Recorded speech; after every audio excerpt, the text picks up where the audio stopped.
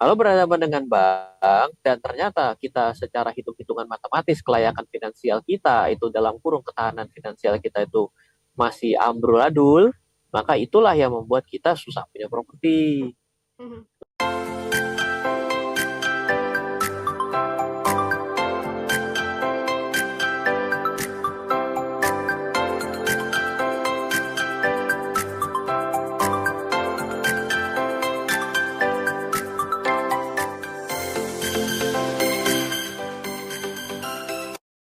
Selamat sore Mbak Tasya, selamat sore kepada smart listeners dimanapun Anda berada. Wah, lagi di jalan lagi nih.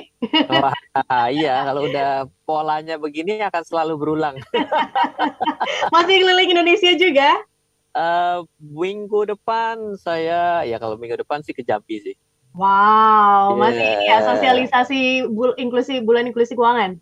Yes, dan November juga mungkin akan ke daerah Batam. Yes. Wow, oke.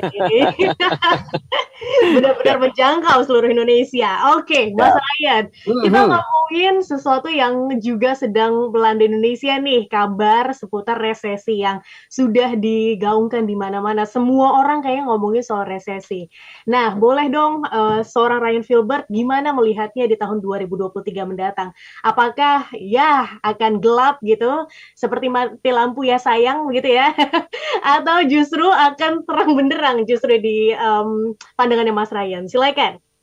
Iya, jadi sebenarnya ini adalah konteks yang lagi ramai sekali, tapi saya akan coba bawakan dengan sudut pandang bukan membawa ketakutan ya, karena Hmm. banyak orang yang menebar ketakutan mengenai resesi. Eh, Pertama, kalau yang namanya gampangnya gini, ketika kita melihat suku bunga di Amerika, the Fed Mhm, mengalami dinaikan secara terus-menerus mhm, dan dinaikkan dengan cepat, mhm, memang ternyata dari tahun 60 sampai dengan tahun 2022 itu adalah alamat menuju resesi selanjutnya. hmm, Jadi kita harus bicara fakta dulu deh, jangan ngomong yang lain.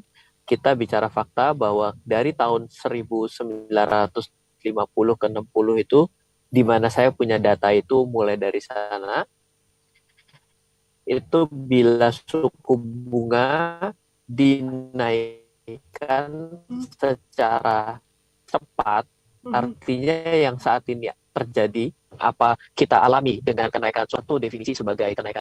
Boleh dibilang kalau yang namanya naik pelan-pelan itu kan kayak naik tangga ya. hmm, Tapi kalau tiba-tiba naiknya hampir kayak orang lagi naiknya 90 derajat dan itu sangat terasa sekali, maka itu adalah ciri-ciri begitu nanti dihentikan kenaikan suku bunganya dan sedikit mulai diturunkan, mhm, biasanya itu alamat menuju resesi selanjutnya.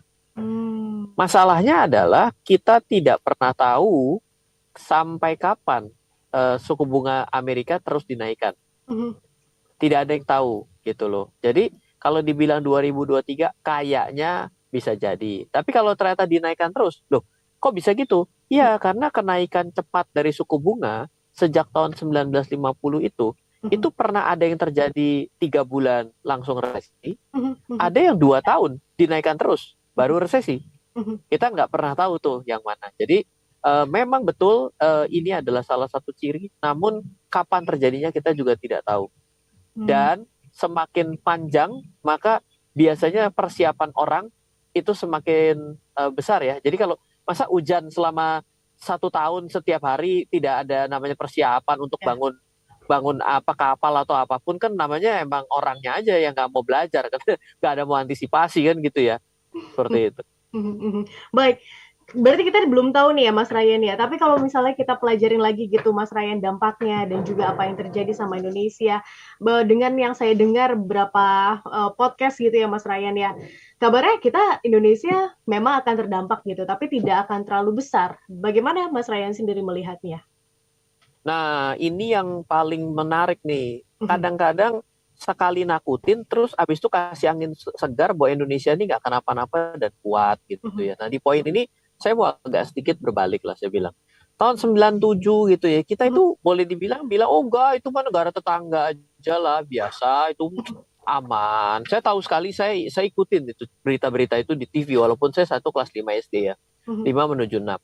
Lalu 2007, 2008, oh itu tenang Indonesia kuat, oh apa aman, ya kan. Terus mhm, kemarin juga ya kita belum lupa, oh tenang aja, COVID kalau mau masuk Indonesia itu rada takut sama orangnya gitu ya. Ya masuk COVID juga gitu.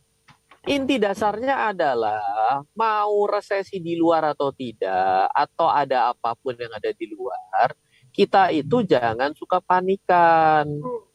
Karena Oke. apa? Dari kejadian berkali-kali nih, 2 kali lah, kalau berkali-kali saya sok tahu, tahun 80-an saya belum tahu, awal tahun 2000 saya belum ada di market ya, jadi belum terlalu. Tapi apa yang saya pelajari adalah, kita itu yang paling perlu dijaga adalah industri keuangan, Hmm. khususnya adalah bank. Hmm. Karena kalau misalnya banknya goyang, itu akan masalah. Nah, ini adalah peran serta aktif dari dua belah pihak nih. Hmm. Satu sebagai masyarakat, yang kedua sebagai regulator. Regulator harus jaga habis-habisan nih. Makanya kalau bicara mengenai NPL, rasio kecukupan modal itu, makanya hari ini regulator habis-habisan itu fight untuk bank-bank ini jangan jadi bank bingbung. Tapi untuk kita sebagai masyarakat, itu juga penting. Yaitu apa? Lah kalau baru dengar cerita negatif sedikit terus ditarik, ya bablas, semua kena masalah. Hmm. Jadi kita harus dari dua belah pihak lah. Kita harus jangan gampang panikan, jangan gampang nge-broadcast, jempol ini jangan lebih cepat nge-broadcast daripada baca, gitu kan. Itu yang akan jadi membuat ketakutan semua pihak. Jadi harus menebar kewaspadaan, bukan menebar kekhawatiran. Keren. Hmm. Hmm. Saya Hmm. ini tiba-tiba seperti ini ya, siarannya siaran dari regulasi. It's okay, Mas Ryan. Oh, walaupun rasanya seperti siaran dari regulasi gitu kan, tapi kan mindset ini harusnya dipegang gitu ya. Karena kalau misalnya kita lihat pengalaman-pengalaman kayak kemarin aja gitu kan, waktu COVID-19 melanda, hingga akhirnya ada panik. Kalau misalnya kita tarik adanya panik buying, akhirnya juga nggak terbukti gitu kan. Yang penting kan kita bagaimana mencerna informasi itu ya, Mas Ryan ya. Ya itu loh, coba ingat-ingat itu loh, urusan dengan masker, Hmm. lalu ingat-ingat juga itu loh soal soal susu yang iklannya lucu ya kan, gambarnya beruang, iklannya naga, ya kan. Itu Yes. apa akhirnya coba lihat apa benar gitu lah ya, untung itu nggak mengambil kesempatan dalam kelonggaran kan, ya kan, jadi kesempatan dalam kesempitan misalnya, tapi itu Benar. kan terjadi gitu. Nah, itu yang kita nggak boleh gitu loh. Ya. Jadi kita bukannya jangan abai, ya jangan, tapi tetap disiplin. Nah, ya hari ini yang sudah mulai merasa bisa mendahului pemerintah menyatakan berhenti COVID tuh. Kemarin istri saya aja kemarin beli makanan gitu kan, kok nggak pakai masker? COVID udahan bu. Oke. Wis gile, kuat bener gitu kan. Nah yang kayak gini-gini nih yang biasanya korban panik pertama ini, ntar coba aja dilihatin. Sayangnya yang begini dari 270 juta berapa banyak, you name it deh gitu. Yes, oke. Mas Ryan, kita jeda dulu ya, karena di kesempatan kali ini kita masih mau belajar nih, saya masih mau mendalami sebenarnya resesi ini akan seperti apa sih, kemudian investasi-investasi apa saja yang kemungkinan terancam dan juga menjadi safe gitu ya, tempat kita baik nih untuk ini saatnya untuk kita bisa berinvestasi di lini ini. Nanti mungkin Mas Ryan bisa jelaskan kepada kami untuk sesi yang kedua. Mas Ryan, kan Siap, sebagai pembicara nih, salah satu pembicara di siap. dalam program acara kita yang diadakan Yes, di bulan depan ya, November, 30 November ya. 2022, seputar bagaimana jurus jitu menghadapi krisis global.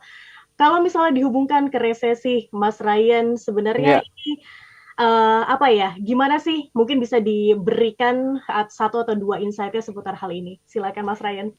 Ya, jadi kalau saya ini adalah orang yang percaya bahwa sejarah itu berulang tapi dengan modifikasi. Hmm. Entah mau modifikasinya dianggap besar atau kecil, yang pasti sejarahnya akan ada perulangan dengan sebuah pattern-pattern yang muncul dan terbentuk. Jadi kita mesti melihat bagaimana sejarah ini berulang terkait dengan krisis keuangan global, resesi, sesuatu yang sedang lesu. Itu bukan perkara hari ini baru terjadi, sudah pernah terjadi lebih lama daripada mungkin dari usia kita. Karena apa? Karena kalau saya tarik aja dari tahun 1950, resesi itu sudah pernah terjadi di yang kita definisikan resesi pertama kali Amerika dulu deh. Kenapa? Karena yang hari ini sebagai aktor utamanya menaikkan suku bunga secara cepat kan Amerika nih. Ya. Nah itu lebih dari 10 kali. Nah kalau kita tarik resesi yang paling mendekati itu adalah sekitar awal tahun 1980-an sampai dengan 1000. Jadi di tahun 1981 itu ada resesi, lalu jeda sedikit 83 bablas lanjut. Dan karena pasti berkaca dari sini, karena resesi, dan tahun 90 baru masuk resesi lagi. Gitu. Jadi dari poin inilah yang kita coba ambil. Nah, yang menjadi pertanyaannya gini, oke, saya tahu deh resesinya katanya akan terjadi. Terus saya mesti apa? Kan pertanyaan gitu dong. Yeah. Nah, kalau kita mesti apa, yang perlu kita sikapi adalah, pertama adalah ketahanan finansial kita sekarang, ketahanan finansial, dan keputusan finansial. Ketahanan itu kan adalah bagaimana caranya kita ngejaga agar kita tetap bertahan dong. Yes. Nah, tapi apa keputusan finansial kita untuk menghadapi ini? Apakah diam saja? Boleh juga. Itu berarti kita ya nggak memutuskan apa-apa gitu ya. Nah, tapi kalau kita bicara mengenai keputusan finansial, berarti kita tanya, oke, saya mesti melakukan apa terhadap finansial saya? Yang mana artinya pasti hubungannya uang ini mau digeser kemana? Yeah. Apakah uang akan digeser ke bawah bantal? Apakah uang ini akan digeser kepada sebuah instrumen? Nah, karena saya itu katanya lebih dikenal sebagai praktisi investasi dan keuangan, ya saya berusaha untuk mencari data yang ada di dalam masa lalu bagaimana dengan instrumen investasi terkait dengan resesi. Contoh yang sudah saya jadikan datanya. Apa benar yang tepat untuk membeli emas? Oke, yang tadi saya kasih tahu sedikit, ternyata benar emas dalam keadaan resesi selalu naik. Tapi percuma, kenapa? Kalau sudah kejadian, kita bertanya gini, sebelum resesi kah dibeli? Atau pada saat didefinisikan resesi baru dibeli? Dan kapan dijualnya lagi? Kita tunggu nanti bulan November. Ya dong. Jadi bisa spoiler ya. aja yang jualan panci lu ah. Oke, Mas Ryan, hari ini spesial kita ngomongin soal properti nih. Apakah ini menjadi momen yang tepat gitu ya untuk kita akhirnya berinvestasi properti? Karena seperti jauh yang saya tahu gitu kan, kalau misalnya resesi ini ya, yang kaya makin kaya, tapi yang miskin ya makin miskin gitu kan. Nah, ini gimana caranya? Ada satu lagi. Ada satu lagi. Apa dari tuh? 2 kelas itu ada satu lagi. Ada yang miskin lompat gerbong menjadi kaya, ada yang orang kaya lompat gerbong jadi miskin. Jadi miskin, waduh, jatuh. Kenapa? Ini salah ngepot ini. Mobilnya salah ngepot. Yang satu nyeburnya ke jurang, yang satu dia bisa lompat ke tempat lain. Jadi ada golongan yang beda di poin ini. Kalau saya agak beda ya. Kenapa? Karena coba deh, pasti pernah dengar ketika dalam keadaan biasa-biasa saja ya, Mbak. Saya potong sedikit di poin ini karena saya rasa ini penting. Karena coba kita pernah dengar, wah, dari mana kamu dapatkan? Oh, saya karena kejadian tahun 98. Pasti pernah dengar, saya yakin. Yes. Kak, gimana kamu hari ini? Memanfaatkan momen cryptocurrency. Oke. Ya kan? Jangan salah, momen cryptocurrency itu datang dari 2008 loh. Oke. Betul nggak? Nah, jadi kita mau yang mana nih? Jangan kita cuma menyerah, kalau saya memang udah miskin dari sononya. Ya sudah, saya akan jadi miskin atau tambah miskin. Oh ya, orang kayak begitu mah namanya orang tinggal ditunggu regu tembak aja. Nah, sekarang kita coba lanjut ya, bicara mengenai properti ya. Nah, ini menariknya properti di poinnya begini. Satu poin yang menarik adalah tergantung berapa keuangan kita saat ini. Oke. Karena kalau berapa keuangan kita saat ini adalah kita punya kemampuan nggak, punya spending power nggak untuk investasi properti. Kenapa? Karena menurut saya dalam keadaan normal saja investasi properti itu sudah lari maraton. Kalau misalnya ada nggak sih orang yang beli tanah hari ini besok jual? Ada, Pak. Itu Pak, kejadian Pak. Oh, saya baru beli, baru tanda jadi, ternyata udah pada sold out, saya punya dibeli. Iya, betul. Anda bukan investor, sorry. Tukang dagang itu. Broker ya? Salah, itu salah. Itu salah kapling berpikirnya. Itu mah namanya tiap kali ada tempat pembukaan baru properti ya kan, beli NUP ya kan, ngumpulin NUP berlembar-lembar terus dipindah tangankan karena habis, itu kan namanya trader. Gitu, tapi gayanya di properti kan boleh aja dong. Nah, tergantung ketahanan kita, karena hati-hati dalam keadaan normal investasi properti itu sebenarnya terminologinya ada jangka panjang. Ditambah bumbu katanya mau resesi akan lebih panjang loh. Oke, nah sekarang poinnya di situ ya. Nah, sekarang kita harus tahu nih, akibat kondisi saat ini dan ada juga orang yang salah belok, pasti ada yang salah belok. Kita anggap yang salah beloknya nyebur ke jurang dulu nih. Ini berarti pasti akan ngelego properti dia nih. Ya. Jual murah atau jual frustasi. Berarti ada barang diskon. Kalau barang diskon berarti buat yang ketahanan propertinya kuat, perketahanan keuangannya kuat, bisa ngambil barang diskon ini. Yes.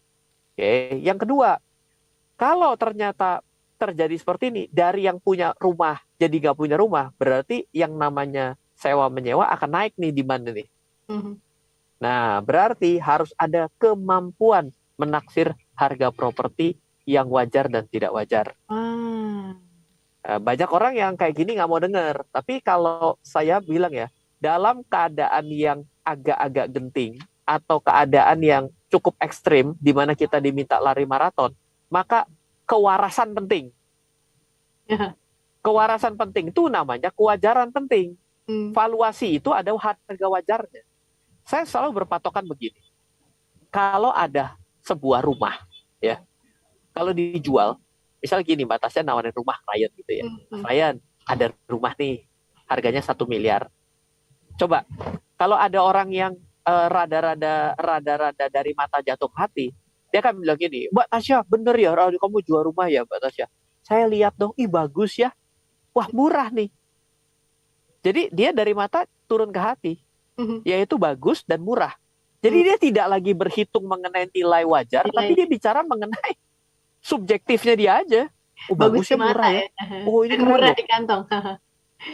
Iya, betul, ada lapangan bolanya di atas gitu. Jadi model-model cara berpikirnya ke arah sana. Nah, kalau yang benar dalam melihat harga, akan lihat begini dulu. Oh, Mbak Tasya jual 1 miliar. Mbak Tasya, kalau di tetangga-tetangganya Mbak Tasya itu, harga 1 miliar itu ada yang sewain nggak? Yang mirip-mirip ukurannya, model-modelnya, luas tanahnya, luas bangunannya. Ada, Mas Ryan. Oh, berapa? 20 juta sebulan. 20 juta setahun. 20 juta setahun. Nah, biasanya rumus saya adalah kalikan 20. Jadi kalau harga sewa dikalikan 20, itu adalah harga jualnya tuh. Oke. Jadi kalau 20 juta dikali 20, itu kan berarti 400 juta ya. Nah, berarti tadi batasnya nawarin harga berapa? 1 M. 1 miliar. Pengali saya jadinya 400 juta. Berarti versi saya agak mahal. 1 miliar ke 400 juta. Nah, itu adalah cara sederhana. Loh, kok Pak, kenapa dikali 20? Karena saya anggap yang namanya rentalnya 5%. Loh, Ryan, ya nggak bisa. Tanah kan terbatas. Orang bertambah banyak. Tahu, saya tahu. Itu jangan ditanya. Kita semua sama-sama tahu. Air jumlahnya itu aja di dunia ini juga saya tahu gitu. Tapi kita perlu tahu bahwa kalau harga terlalu mahal dari harga jualnya, biasanya juga harusnya dong ya, kalau yang namanya properti itu kan bukan hanya dibeli dong, tapi harus dibeli dan dipakai ya. Kenapa harga sewanya terlalu jauh? Adalah karena over supply. Berarti yang membutuhkan itu dikit, tapi semuanya pegang barang. Investasi toh. Apakah investasinya akan sangat menggebu-gebu? Sangat, kalau lagi dalam kondisi perekonomian yang menggebu-gebu. Kan ini katanya lagi dalam keadaan yang rada-rada hybrid, cenderung mengkeret gitu kan. Lah ya kan otomatis ini pasti akan beda perlakuannya. Berarti kalau saya ditawari seperti itu, ya habis saya lihat lagi, saya harus datang. Kayak apa tuh propertinya? Wah, ternyata beda loh. Yang tetangganya cuma 2 lantai, ini 3 lantai. Ternyata beda loh. Yang ini model lantainya sudah menggunakan yang model kayak mau itu loh, homogeneous style namanya tuh, yang rapat-rapat. Jadi natnya nat kecil. Oh, jadi bagus. Oh, beda loh. Ternyata AC-nya pakai AC-nya AC sentral. Asal mampu bayar aja nggak apa-apa gitu kan. Listriknya gempor. Iya, jadi itulah perhitungan seperti itu tuh harus lebih jalan dalam kondisi hari ini dalam beli properti. Karena kalau tidak, kita ya akan jadi repot kalau nanti bisa segera lewat yang namanya kondisi sulitnya dari dunia loh. Hari ini bukan Indonesia tapi dunia loh. Itu ya. Dan kita saat ini boleh dibilang tidak kenapa-napa. Oke. Masih hujan gitu kan. Masih aman semua. kita boleh bilang. Baik, oke, Mas Ryan, kita harus jeda dulu sejenak karena tadi kata kuncinya adalah investasi properti itu adalah investasi jangka panjang gitu ya. Jadi ini udah diukur deh Siap. seberapa kuat kita napas begitu kan, Mas Ryan. Dan karena belum tahu juga nih sampai kapan juga akan selesainya. Oke, Mas Ryan, ini sebelumnya kata kuncinya kan ini adalah investasi jangka panjang gitu kan, Mas Ryan ya. Kalau misalnya kita ngomongin soal investasi properti gitu. Tapi dengan adanya sekarang yang ancaman resesi, kemudian inflasi juga yang terjadi, sebenarnya ini berpengaruh nggak sih dengan KPR dan juga mungkin DP rumah ya dan lain-lain? Ya, selalu dari dua sudut pandang. Yang pertama ya, developer properti ini kan menggantungkan hidupnya juga dari Hmm, properti yang terjual. yes. Artinya dia juga akan dengan segala daya dan upaya bagaimana caranya agar propertinya bisa terjual, dia bisa melanjutkan bisnisnya, lalu semuanya senang gitu ya, tanpa perlu dia akhirnya ikut-ikutan kesulitan. Jadi pasti akan ada banyak cara, daya dan upaya serta kemudahan untuk bisa menjembatani kondisi yang uncertainty untuk saat ini. Hmm, Jadi ya pasti nanti akan ada cicilan bertahap ya, lalu juga DP-nya juga dibuat jadi lebih kecil, hmm, lalu DP-nya juga akan di split sedemikian rupa. Namun lewat daripada itu yang paling penting adalah kita itu bagaimana berbicara mengenai punya ketahanan finansial. hmm. Jangan dilakukan secara lebih spekulatif karena kalau kita lakukan secara apa ya namanya ya, sangat sangat gejolak anak muda, ibarat terlalu sangat-sangat tanpa memiliki perhitungan baik, maka nanti akan jadi masalah kalau kalau ternyata kita ternyata bukan dalam kondisi semakin baik, kita berpikir kita bisa jual lebih cepat, nggak taunya tidak, Hmm, nggak taunya nanti malah akhirnya kita jadi nggak bisa bayar, malah kita kehilangan segala-galanya. Itu hmm. yang paling penting sebenarnya. Baik, baik, baik. Oke, Mas Ryan, kita ngomongin soal investasi properti. Ini kan merupakan investasi yang untuk beberapa kalangan aja gitu kan. Bagaimana caranya agar ketika kita mau berinvestasi di sini, yaitu tidak spekulatif itu tadi sendiri ya Mas Ryan katakan. Karena kadang-kadang kan tergiur ya dengan apa yang ditawarkan oleh developer satu misal kemudian juga modelnya oh momen ini merupakan momen yang tepat hingga akhirnya berpikir seperti itu terus maksain gimana biar nggak terjerumus ke situ ibaratnya FOMO investasi properti lah gitu Mas Ryan. Ya, ada mindset bahwa kalau kagak punya properti untuk ditinggalin bagi diri sendiri, Mhm. itu adalah suatu kesalahan. Hmm. Dan beranggapan bahwa properti yang kita beli itu adalah, yang pertama itu adalah kita membeli untuk kita pakai, itu adalah bagian dari investasi properti. Yes. Itu adalah kesalahan yang paling sering Oh. ditemukan. Lalu ketika kita berinvestasi properti, itu tetap harus mengacu kepada bagaimana caranya melakukan valuasi. Ah. Baik kita bisa menilai harga yang diberikan ke kita adalah murah, Mhm. atau yang kedua kita yakin bagaimana prospeknya dapat bagus ke depan. Mhm. Misal kalau dari saya melihat ada pengembangan transportasi massal di Jakarta. Mhm. Nah, artinya bangunan-bangunan, lalu juga perumahan-perumahan yang memiliki konsep ramah terhadap transportasi umum dan massal, itu nantinya akan memiliki valuasi yang bagus ke depan. Mhm. Jadi namanya adalah TOD, ya kan? Mhm. Oriented Development, ya kan? Nah, jadi dengan kondisi seperti itu, kita bisa melihat kalau yang hari ini kita nggak kekejar, kita bisa mengejar yang ke depan, gitu. Karena pada suka atau tidak itu yang namanya pusat keramaian secara tidak kita sadari itu sebenarnya sekarang mulai bergeser loh. Tidak selalu yang ada di tengah kota, tapi juga ada daerah-daerah satelit. Nah, coba bayangkan 15-20 tahun yang lalu pada kota satelit tersebut. Waktu kita mau diajak investasi di tempat kota satelit itu apa yang akan kita pikirkan? Ih, jauh ya, Hmm. buang anak ya, kalau kayak gini mau ya, nggak salah nih, kan gitu tuh. Nah, bawa itu ke sekarang untuk 15 tahun ke depan. Yes. Kan yang namanya hidup katanya memiliki pola nih. Ya. Transaksi keuangan dan juga akan memiliki pola yang sama dengan perulangan itu. gitu. Kita aware nggak dengan kejadian-kejadian seperti itu di sekitar kita terkait dengan properti? Hmm.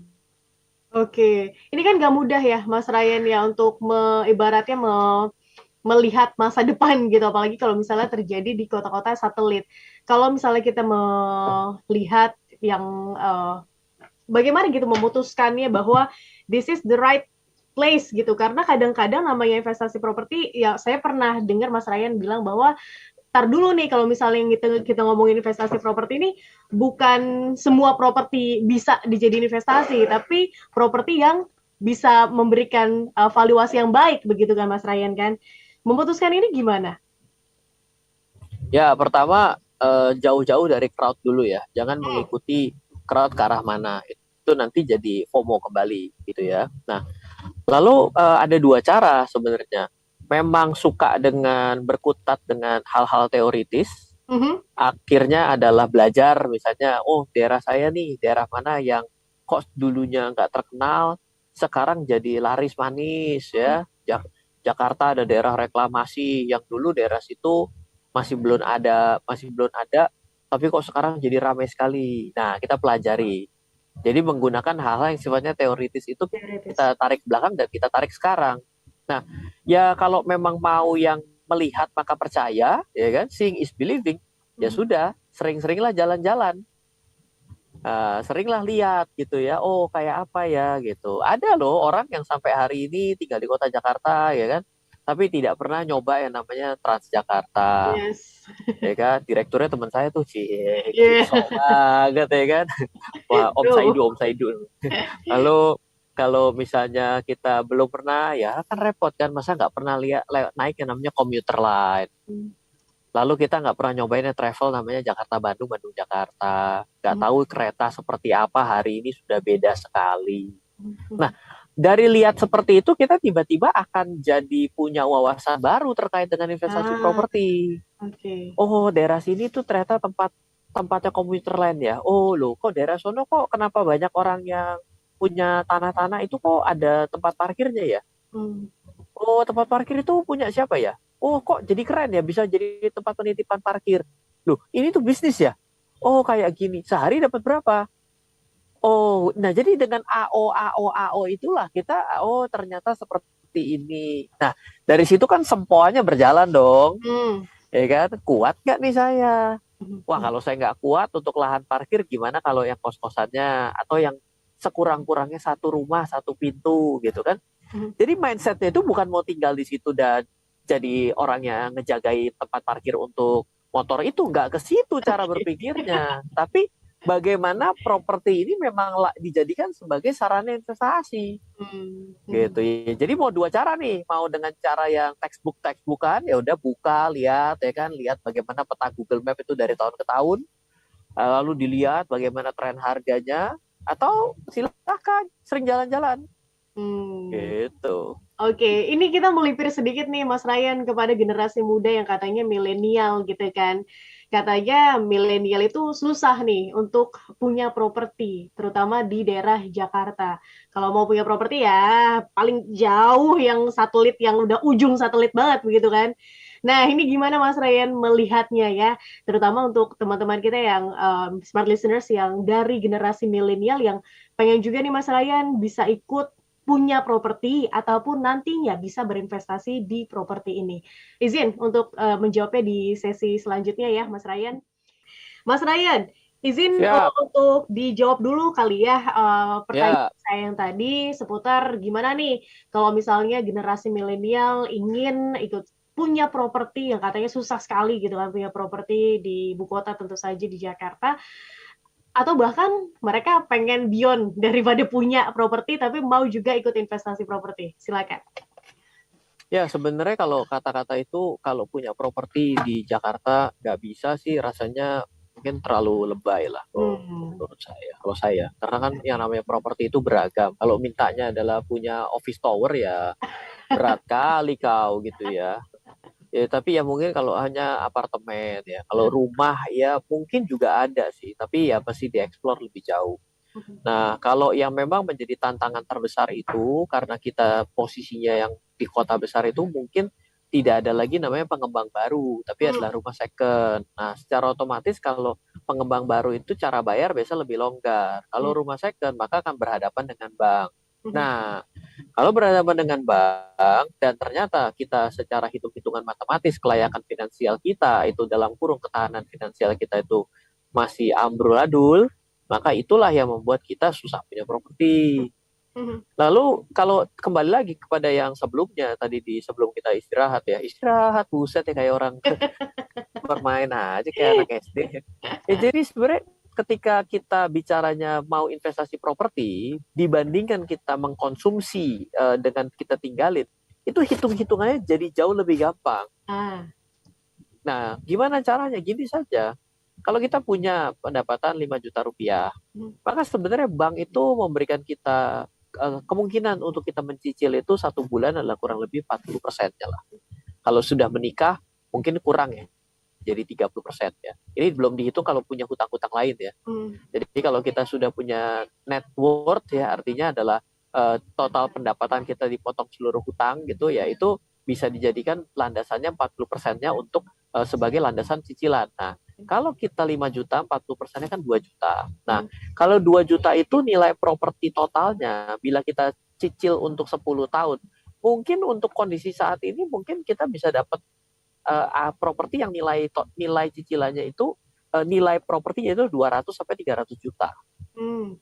Ya, atau ya mungkin di bawah itulah ya, karena posisinya kan nilainya mungkin dengan suku bunga yang ada mungkin agak sedikit lebih tinggi dibandingkan yang kondisi yang beberapa bulan yang lalu gitu ya.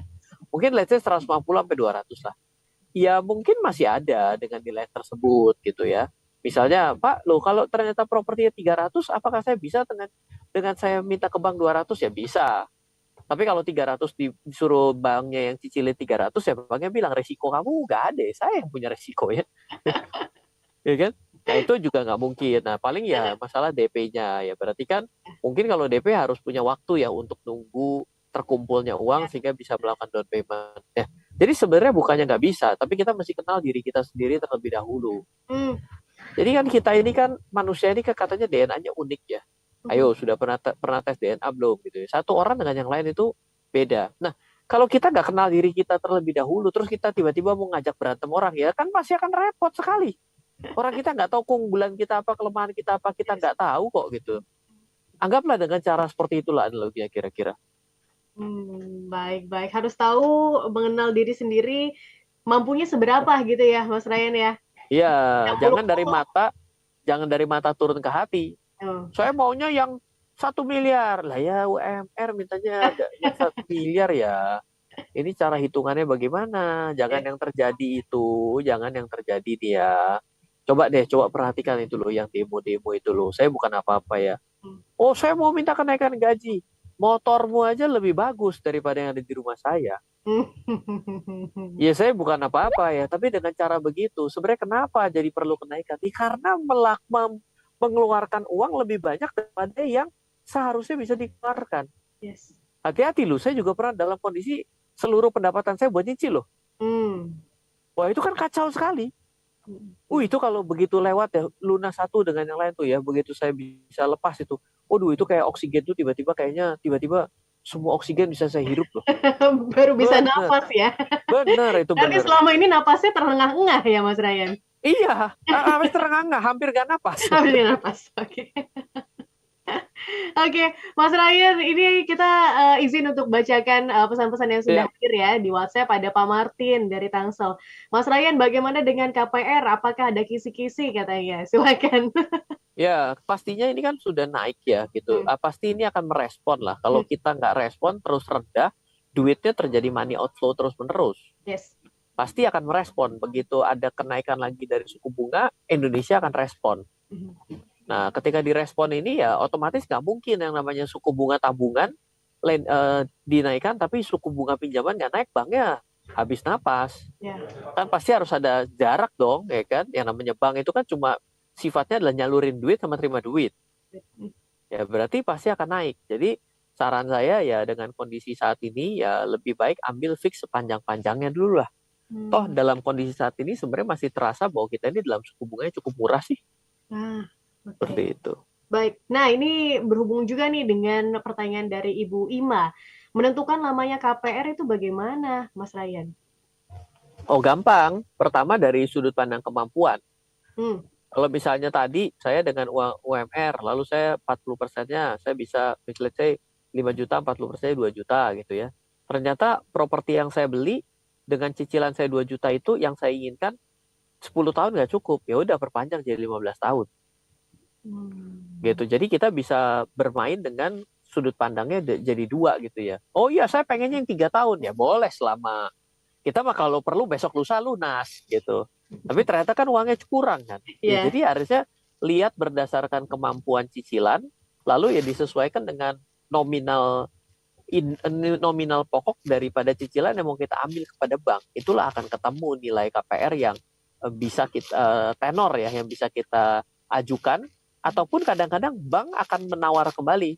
Oh Hmm. Pak, berdasarkan keuangan Bapak nggak bisa nih 7 tahun, bisanya 12 tahun. Ya sudah, Hmm. gitu. Baik. Nah, Mas Ryan, satu lagi ya, kali mungkin bisa dijawab secara singkat sebelum nanti kita merujuk pada kesimpulan. Ini dari Ibu Nani. Banyak orang yang ajukan KPR lama, tapi masih worth it kah kalau rumah tersebut disewakan kembali? KPR itu maksudnya dengan durasi yang lama gitu kali ya, lalu disewakan kembali lah. Ini kan justru bagus ya, yang secara nggak langsung mindsetnya jadi dibayarin KPR sama yang sewa ya. Ya. Iya kan, nah, masalahnya adalah mungkin dalam tren saat ini sewanya tidak nutup daripada cicilan. Ya nggak apa-apa, tapi kan kita mendapatkan unitnya, Hmm. kita dapat barangnya, yang mana akan ada apresiasi harga dong, yang kita harapkan kan. Hmm. Andaikan harga nggak keapresiasi juga bila properti tersebut disewakan secara terus-menerus, pada akhirnya kan kita jadi dapat properti gratis ya. Hmm. Kalau sama, kalau Ya. enggak ya kita jadi seperti nabung lebih murah aja kan. Iya. Oh, cicilannya 5 juta, dibayarnya sama diri sendiri cuma 2 juta. Ya lumayan dong, Hmm. gitu. Dibantuin ibaratnya begitu ya. Bantuin, Saweran. boleh. Nyawer, Mas Ryan, patungan, kok yes. saweran. 1 menit terakhir, boleh dong insight-nya untuk menutup juga di kebersamaan kali ini, Mas Ryan, mengingat waktu yang tidak panjang ya, seputar resesi investasi properti tepatkah? Silakan. Ya, yang namanya investasi itu sebenarnya dalam keadaan resesi dan tidak resesi itu pastinya kita dapat katakan sebenarnya baik-baik saja lah. Hmm. Ya, memang betul ada yang naik dan ada yang turun. Tapi pada akhirnya namanya investasi itu kan memang jangka panjang. Hmm. Kalau pengen jangka pendek itu namanya pilihlah berdagang atau berspekulasi. Hmm. Lalu yang biasanya yang paling penting dalam berinvestasi pada akhirnya itu adalah ketahanan finansial kita. Kalau kita memiliki dengan cara yang salah, kita akan kehilangan dengan cara yang benar. Yaitu kehilangan gitu loh. Nah, itu yang penting buat kita pegang gitu. Jadi janganlah dengan properti itu ya goreng-goreng rekening biar kelihatan punya duit. Kalau udah nggak punya duit aja jangan ngutang. Yeah. Gitu loh. Kenapa? Kalau nggak punya duit ngutang nanti akan jadi masalah. Kenapa? Dengan ngutang ke tempat lain kan gitu ya. Sampai kapan? Sampai nggak bisa bayar semuanya. Nah, itulah jadi cikal bakal masalah yang terjadi. Dengan namanya gali lubang, tutup lupa. Oh, tutup lupa. Nutupnya lupa, galinya ingat ya Mas Ryan ya. Galinya ingat. Jadi ya tetap sebenarnya semua investasi itu bagus. Gak ada yang jelek, selalu ada kapan jeleknya, kapan bagusnya, betul. Yang paling bagus itu adalah punya semua. Yang paling jelek itu ngomong terus tapi nggak pernah punya. Ini waktunya action begitu kata Mas Ryan ya.